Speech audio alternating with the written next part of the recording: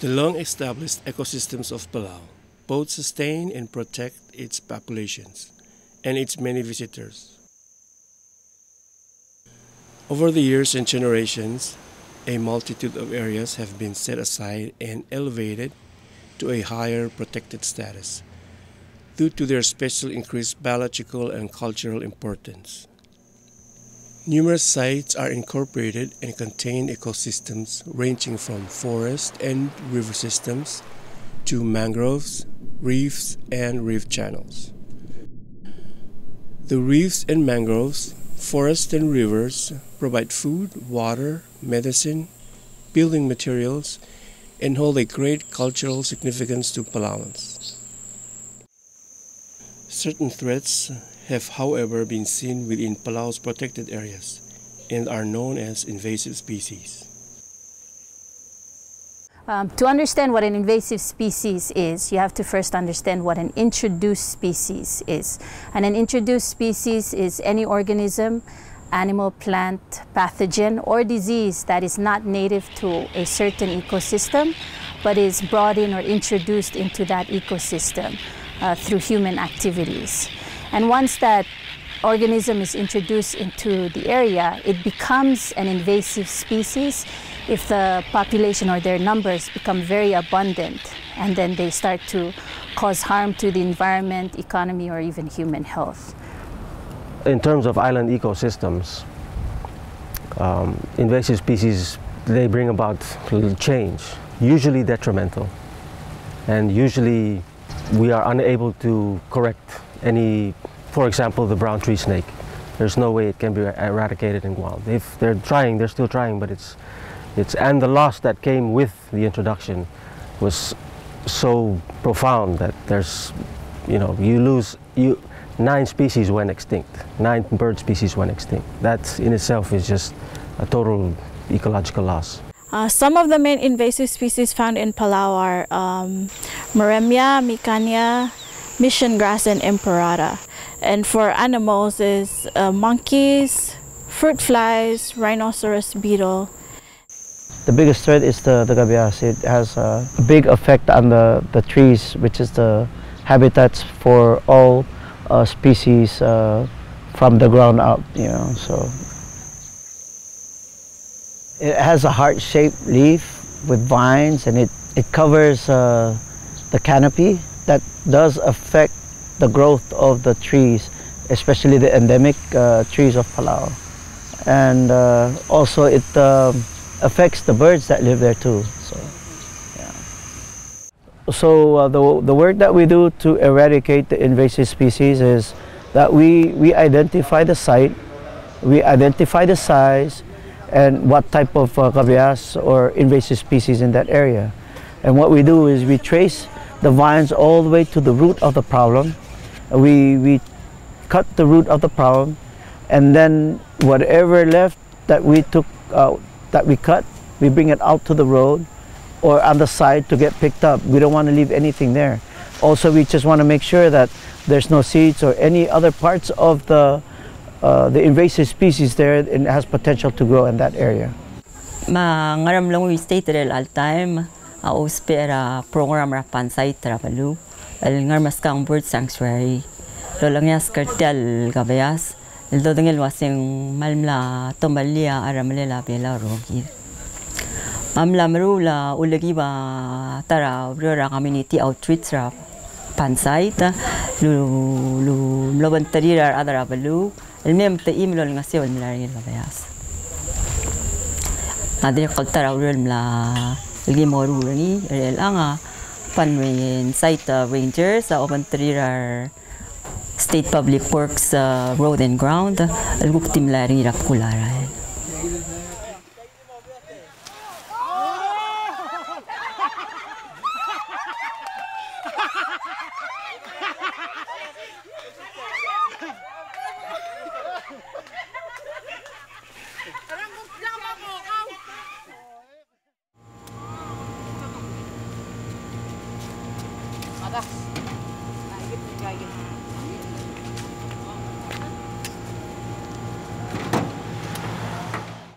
mang elang ul mang gadamal mang elak masela moles gaya masesa bal basyo ay gaya mal clowa invasive species el dub ngayilang invasive species el dalom la sawal dub aragel el mal clowa silsel morning dakal sawal langot al dalom lan ngara basyo.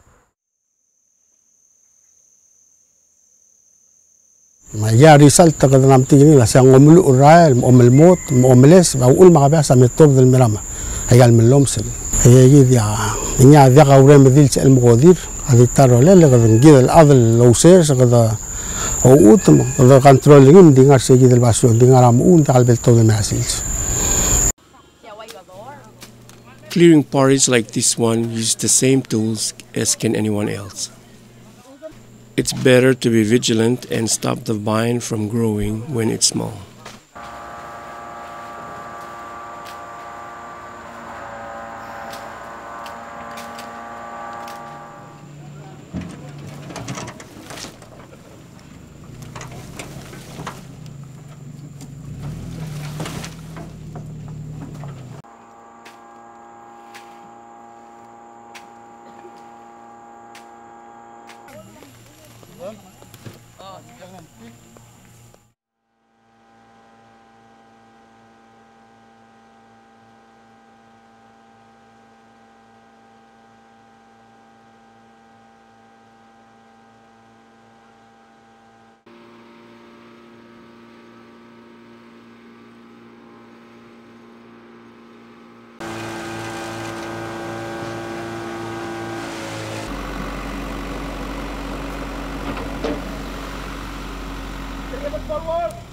So we just dumped a fresh load of cabias there. That fresh load will sit there and dry up for a couple of weeks to a month. And then we mix it with other materials, natural materials, organic materials. And then from this organic material, we'll let it sit for about 2 to 3 months. And then we keep mixing it, and the finished product is potting soil. And then after the potting soil is done and ready, we use it to plant decorative fruits and trees.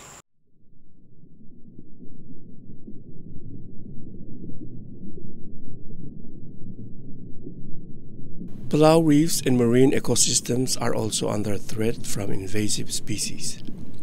One such example is the crown-of-thorns starfish, which, if left unchecked, can destroy a vast area of coral reefs. There are numerous reasons why population can get out of control. Soil erosion covering the reef is one. The other cause of crown-of-thorns starfish outbreak is when you have decreased predators of this organism. So when there's few organisms feeding on crown-of-thorns, there's a tendency for the population of crown-of-thorns to expand or increase exponentially. What causes a decrease in the predators to crown-of-thorns starfish is due to overharvesting of organisms like pufferfish or the triton shell, which feeds on these organisms. We need our reefs to remain healthy, especially our MPA. When numbers increase, working parties are organized to remove as many as possible.